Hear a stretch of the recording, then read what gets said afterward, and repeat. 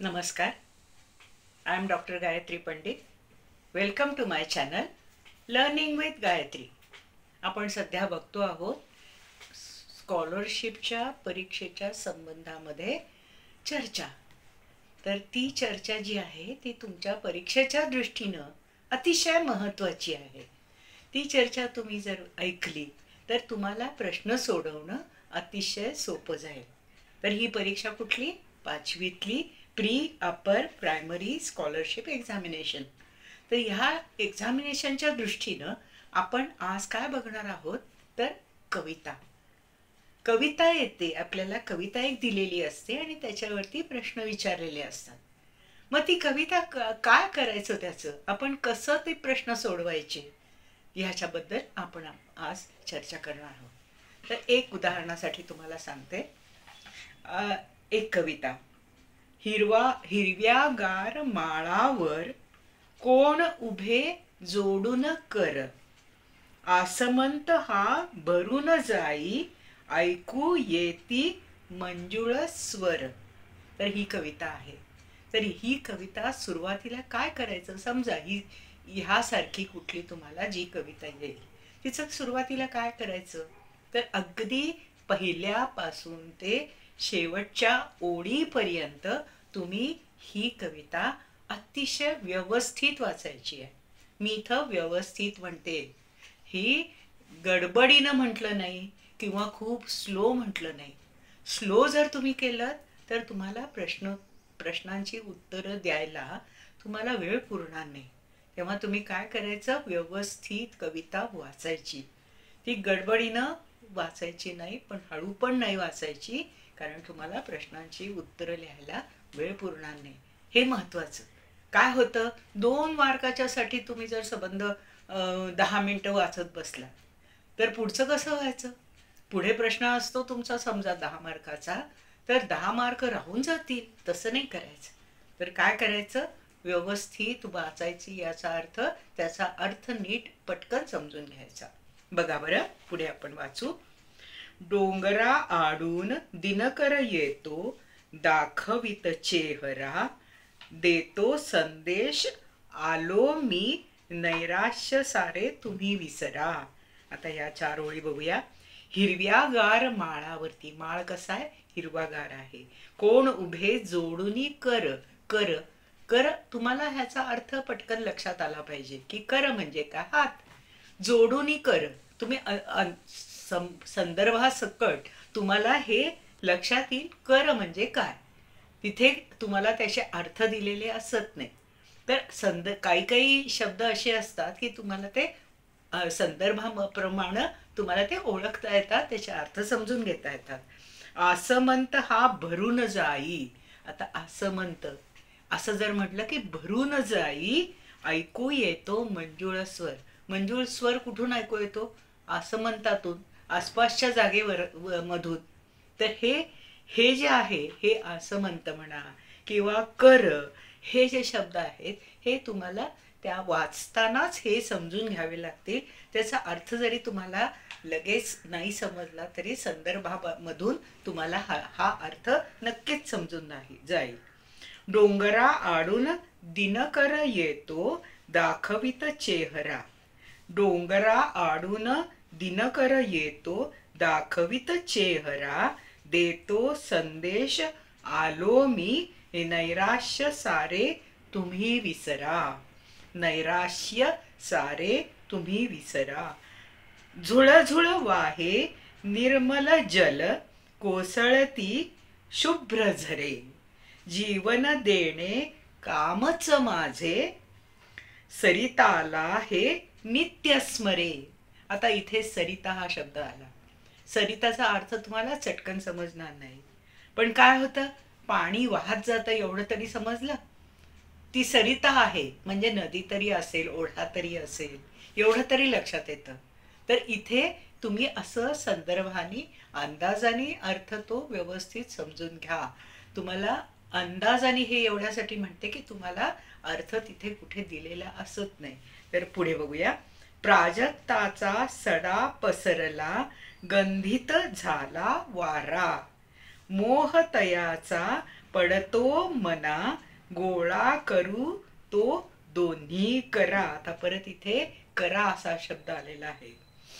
दोन्हीचा अर्थ एकच आहे, हात.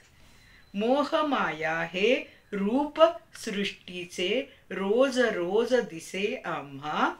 पुन्हा अनुभवाया हे चित्र वाट पाहतो दिवस नवा. दुसऱ्या दिवशीचा वाट, ही सगळी जी परिस्थिती आहे ती इतकी आनंददायी आहे, ही इतकी पुढं जायला प्रेरणा देणारी आहे.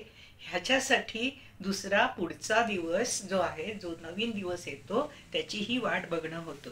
आता आपण बघूया याच्यावरचे प्रश्न. कवितेत आलेले वर्णन कोणत्या वेळचे आहे? दिनकर डोंगराच्या मागून आलाय बर का. वरती आलाय ह्याचा अर्थ काय? सूर्य केव्हा येतो? सकाळी येतो. सोपा आहे शब्द. तुम्हाला हे समजायला अगदी सोपं आहे. इथे कविता अवघड असत नाही हे लक्षात घ्या. तिथे सगळं कवितेत सगळं आलेलं असतं. ते थोडं समजून घेतलं ना की उत्तर लगेचच तुमच्या लक्षात येईल. आता इथं पर्याय काय काय दिलेत बघा. रात्र, दुपार, सकाळ आणि संध्याकाळ. दिनकर केव्हा वरती येतो? सकाळी येतो. सोपं आहे उत्तर, अगदीच सोपं आहे. पुढे बघू.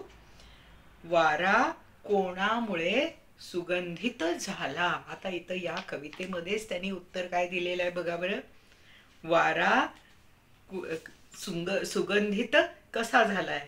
प्राजक्ताचा सडा पसरला, गंधित झाला वारा. इथं उत्तर मिळालं. याच्यासाठी मी म्हटलं की ही जी कविता आहे ही तुम्ही नीट वाचली पाहिजे आणि त्या वाचण्यामध्येच तुम्हाला ही सगळी उत्तरं समजणार आहेत. आता इथं वारा कोणामुळे सुगंधित झाला याचं 4 पर्याय दिलेले आहेत. झऱ्यांच्या कोसळण्याने वारा सुगंधित होतो का? झऱ्यांच्या कोसळण्यानं, पाणी कोसळण्यामुळं वारा कधी सुगंधित होत नाही. मंजुळ स्वरामुळे, स्वर कधी सुगंध देतात का? स्वर कधीही सुगंध देत नाही. तर पुढे बघू. पारिजातकाच्या फुलामुळे. तर प्राजक्त आणि पारिजातक याचा दोन्हीचा अर्थ एकच आहे. प्राजक्ताचा सडा पसरला, गंधित झाला वारा. तर इथे काय आहे? पारिजातकाच्या फुलामुळे, मंजुळ स्वरामुळे, सूर्याच्या उगवण्याने. सुगंधित होतं फुलामुळेच ना. मग इथं तुम्ही प्राजक्त म्हणा किंवा पारिजातक म्हणा, ह्या दोन्हीचं तुम्ही फुलामुळं ह्या जो संदर्भ घेतला की तुम्हाला उत्तर सोपं जातं. प्राजक्त किंवा पारिजातक हे 2 पर्यायी शब्द आहेत. हे तुम्हाला जरी नाही समजलं तरी सुद्धा फुलामुळं वारा सुगंधित होतो एवढं आपल्याला कळतं. तर तिथे काय द्यायचं? पारिजातकाच्या फुलांमुळे. पुढचा बघूया प्रश्न. पुढील पैकी कोणती शब्दांची जोडी कवितेतील वर्णानुसार चुकीची आहे? निर्मल जल, हिरवागार माळ, नवा दिवस आणि शुभ्र धारा.